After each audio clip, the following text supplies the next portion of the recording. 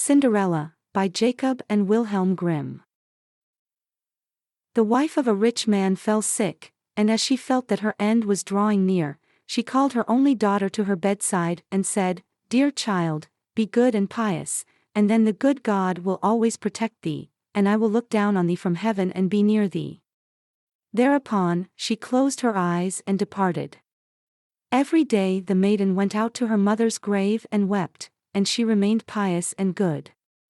When winter came, the snow spread a white sheet over the grave, and when the spring sun had drawn it off again, the man had taken another wife. The woman had brought 2 daughters into the house with her, who were beautiful and fair of face, but vile and black of heart. Now began a bad time for the poor stepchild. "Is the stupid goose to sit in the parlor with us?" said they. "He who wants to eat bread must earn it, out with the kitchen wench." They took her pretty clothes away from her, put an old grey bedgown on her, and gave her wooden shoes. "Just look at the proud princess, how decked out she is," they cried, and laughed, and led her into the kitchen. There she had to do hard work from morning till night, get up before daybreak, carry water, light fires, cook and wash. Besides this, the sisters did her every imaginable injury. They mocked her and emptied her peas and lentils into the ashes, so that she was forced to sit and pick them out again. In the evening, when she had worked till she was weary, she had no bed to go to, but had to sleep by the fireside in the ashes. And as on that account she always looked dusty and dirty, they called her Cinderella. It happened that the father was once going to the fair, and he asked his 2 stepdaughters what he should bring back for them. "Beautiful dresses," said one, "pearls and jewels," said the second. "And thou, Cinderella," said he, "what wilt thou have?" "Father, break off for me the first branch which knocks against your hat on your way home." So he brought beautiful dresses, pearls and jewels for his 2 stepdaughters, and on his way home, as he was riding through a green thicket, a hazel twig brushed against him and knocked off his hat. Then he broke off the branch and took it with him. When he reached home, he gave his stepdaughters the things which they wished for, and to Cinderella he gave the branch from the hazel bush. Cinderella thanked him, went to her mother's grave and planted the branch on it, and wept so much that the tears fell down on it and watered it. It grew, however, and became a handsome tree. Thrice a day Cinderella went and sat beneath it, and wept and prayed, and a little white bird always came on the tree, and if Cinderella expressed a wish, the bird threw down to her what she had wished for. It happened, however, that the king appointed a festival which was to last 3 days, and to which all the beautiful young girls in the country were invited, in order that his son might choose a bride. When the 2 stepdaughters heard that they too were to appear among the number, they were delighted, called Cinderella and said, "Comb our hair for us, brush our shoes and fasten our buckles, for we are going to the festival at the king's palace." Cinderella obeyed, but wept, because she too would have liked to go with them to the dance, and begged her stepmother to allow her to do so. "Thou go, Cinderella," said she. "Thou art dusty and dirty, and wouldst go to the festival. Thou hast no clothes and shoes, and yet wouldst dance." As, however, Cinderella went on asking, the stepmother at last said, "I have emptied a dish of lentils into the ashes for thee. If thou hast picked them out again in 2 hours, thou shalt go with us." The maiden went through the back door into the garden, and called, "You tame pigeons, you turtle doves, and all you birds beneath the sky, come and help me to pick the good into the pot, the bad into the crop." Then 2 white pigeons came in by the kitchen window, and afterwards the turtle doves, and at last all the birds beneath the sky, came whirring and crowding in, and alighted amongst the ashes. And the pigeons nodded with their heads and began pick, pick, pick, pick, and the rest began also pick, pick, pick, pick, and gathered all the good grains into the dish. Hardly had 1 hour passed before they had finished, and all flew out again. Then the girl took the dish to her stepmother, and was glad, and believed that now she would be allowed to go with them to the festival. But the stepmother said, "No, Cinderella, thou hast no clothes and thou canst not dance, thou wouldst only be laughed at. And as Cinderella wept at this, the stepmother said, If thou canst pick 2 dishes of lentils out of the ashes for me in 1 hour, thou shalt go with us.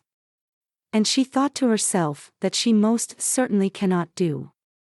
When the stepmother had emptied the 2 dishes of lentils amongst the ashes, the maiden went through the back door into the garden and cried, You tame pigeons, you turtle doves, and all you birds under heaven, come and help me to pick the good into the pot, the bad into the crop. Then 2 white pigeons came in by the kitchen window, and afterwards the turtle doves, and at length all the birds beneath the sky, came whirring and crowding in, and alighted amongst the ashes. And the doves nodded with their heads and began pick, pick, pick, pick, and others began also pick, pick, pick, pick, and gathered all the good seeds into the dishes, and before half an hour was over they had already finished, and all flew out again. Then the maiden carried the dishes to the stepmother and was delighted, and believed that she might now go with them to the festival. But the stepmother said, All this will not help thee, thou goest not with us, for thou hast no clothes and canst not dance, we should be ashamed of thee. On this she turned her back on Cinderella, and hurried away with her 2 proud daughters. As no one was now at home, Cinderella went to her mother's grave beneath the hazel tree, and cried, Shiver and quiver, little tree. Silver and gold throw down over me. Then the bird threw a gold and silver dress down to her, and slippers embroidered with silk and silver. She put on the dress with all speed, and went to the festival. Her stepmother, however, did not know her, and thought she must be a foreign princess, for she looked so beautiful in the golden dress. They never once thought of Cinderella, and believed that she was sitting at home in the dirt, picking lentils out of the ashes. The prince went to meet her, took her by the hand, and danced with her. He would dance with no other maiden, and never left loose of her hand, and if any one else came to invite her, he said, This is my partner. She danced till it was evening, and then she wanted to go home. But the king's son said, I will go with thee, and bear thee company, for he wished to see to whom the beautiful maiden belonged. She escaped from him, however, and sprang into the pigeon house. The king's son waited until her father came, and then he told him that the stranger maiden had leapt into the pigeon house. The old man thought, Can it be Cinderella? And they had to bring him an axe and a pickaxe that he might hew the pigeon house to pieces, but no one was inside it. And when they got home Cinderella lay in her dirty clothes among the ashes, and a dim little oil lamp was burning on the mantelpiece, for Cinderella had jumped quickly down from the back of the pigeon house and had run to the little hazel tree, and there she had taken off her beautiful clothes, and laid them on the grave, and the bird had taken them away again, and then she had placed herself in the kitchen amongst the ashes in her grey gown. Next day when the festival began afresh, and her parents and the step-sisters had gone once more, Cinderella went to the hazel tree and said, Shiver and quiver, my little tree. Silver and gold throw down over me.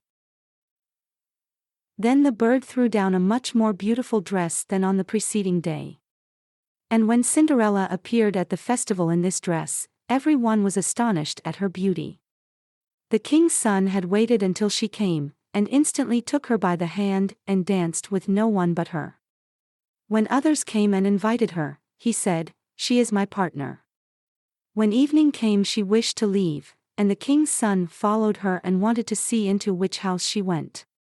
But she sprang away from him, and into the garden behind the house.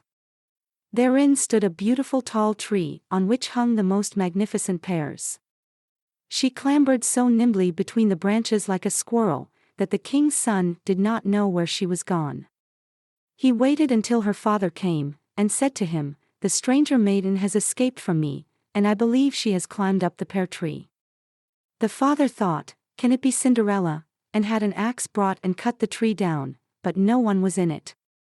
And when they got into the kitchen, Cinderella lay there amongst the ashes, as usual, for she had jumped down on the other side of the tree, had taken the beautiful dress to the bird on the little hazel tree, and put on her grey gown. On the third day, when the parents and sisters had gone away, Cinderella once more went to her mother's grave and said to the little tree, "Shiver and quiver, my little tree.